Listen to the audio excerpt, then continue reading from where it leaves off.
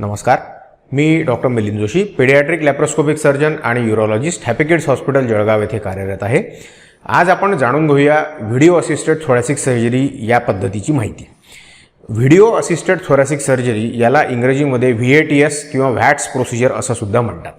आता ही प्रोसिजर नेमकी काय आहे तर फुफ्फुसाचे ऑपरेशन्स किंवा फुफ्फुसाच्या वरचे आवरण काढण्याचे ऑपरेशन्स किंवा फुफ्फुसाचा काही भाग काढण्याचे ऑपरेशन्स किंवा छातीमध्ये हृदयाव्यतिरिक्त जे इतर अवयव आहेत त्यांच्या संबंधी जे ऑपरेशन्स असतात ते जेव्हा दुर्बिणीद्वारे केले जातात किंवा थोरॅकोस्कोपी या पद्धतीद्वारे केले जातात तेव्हा त्या पद्धतीला व्हिडिओ असिस्टेड थोरॅसिक सर्जरी असं म्हणतात।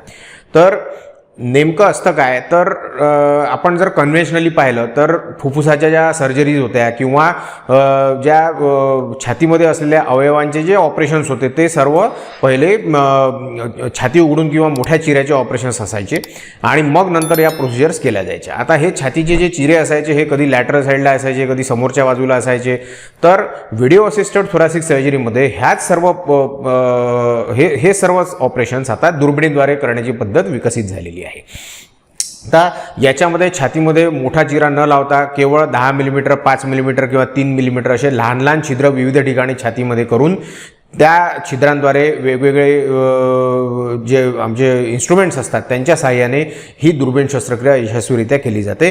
तर तेव्हा त्याला व्हिडिओ असिस्टेड थोरॅसिक सर्जरी किंवा व्हॅट्स प्रोसिजर असं म्हणतात। तर या पद्धतीचे जे कॉमन ऑपरेशन्स लहान मुलांमध्ये केल्या जातात त्यामध्ये एक सगळ्यात कॉमन प्रकार जो आहे तो छातीमध्ये जेव्हा पू तयार होतो तेव्हा या पूला बाहेर काढण्यासाठी किंवा फुफ्फुसावरचं जे आवरण असतं ते जेव्हा न्यूमोनिया आजारामध्ये खूप जाड होऊन जातं आणि फुफ्फुसाला जखडून टाकतं तेव्हा त्या फुफ्फुसाला मोकळं करण्यासाठी या पद्धतीचा सर्वात कॉमनली उपयोग लहान मुलांमध्ये किंवा बालकांमध्ये केला जातो। त्याला व्हॅट्स डिकॉर्टिकेशन असं सुद्धा म्हटलं जातं। या व्यतिरिक्त सुद्धा अशा बऱ्याच प्रोसिजर्स आहेत ज्यामध्ये व्हॅट्स पद्धतीचा अवलंब केला जातो, जसं की कंजेनाटल डायफ्रॅमॅटिक हर्निया म्हणजे आतडे पोटात न राहता छातीमध्ये घुसलेले असणं किंवा अन्ननलिका पूर्णपणे बनलेली नसतं ज्याला ट्रकिओएसोफेजियल फिस्चुला असं म्हणतात किंवा अन्ननलिकेचं कनेक्शन श्वासनलिकेशी जोडलेलं असणं। तर या पद्धतीचे आजारसुद्धा आम्ही व्हिडिओ असिस्टेड थोरॅसिक सर्जरीद्वारे क्युअर करू शकतो।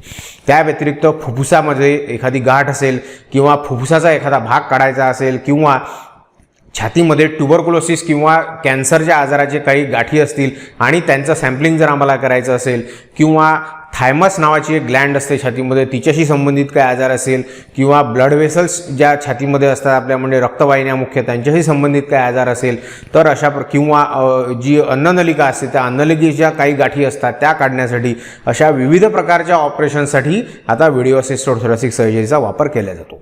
तर आता जसं तुमच्या हे लक्षात आलं असेल की या पद्धतीमध्ये कुठल्याही प्रकारचा मोठा चिरा लागत नसल्यामुळे लहान लहान चिऱ्यांद्वारे ही सर्जरी होत असल्यामुळे या सर्जरीनंतर पेशंटला जो होणारा त्रास असतो तो अत्यंत कमी असतो आणि त्यामुळे रॅपिड रिकव्हरी, फास्ट रिकव्हरी असते।